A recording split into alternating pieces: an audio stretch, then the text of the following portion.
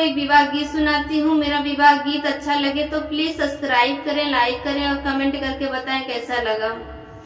उगता की सुरुचा बहुत निकला गए, अरे डूबता की लाल गुलाबा रे लालनावा, अरे डूबता की लाल गुलाबा रे लालनावा।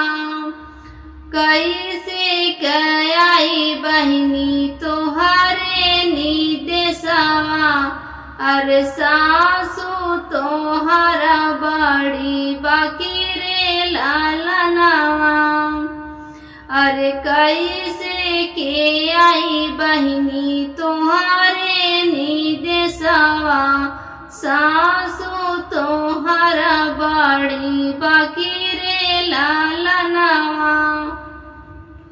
सासू तो हईन भैया चंदन काला कड़िया, अरे आजू चलई चाहे काल्हा रे लालनावा।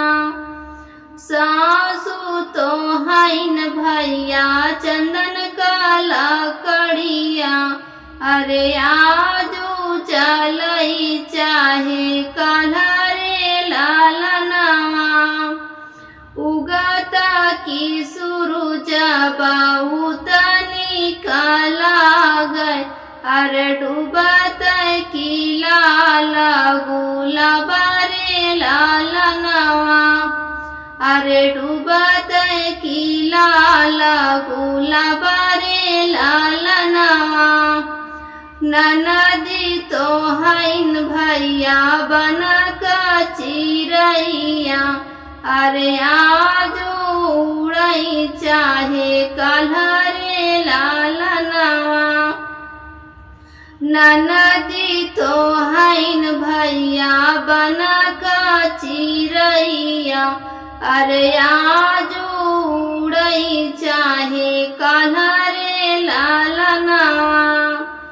उगता की सुरुज बहुत निकला गए, अरे डूबता की लाल गुलाबा रे लालनावा, अरे डूबता की लाल गुलाबा रे लालनावा।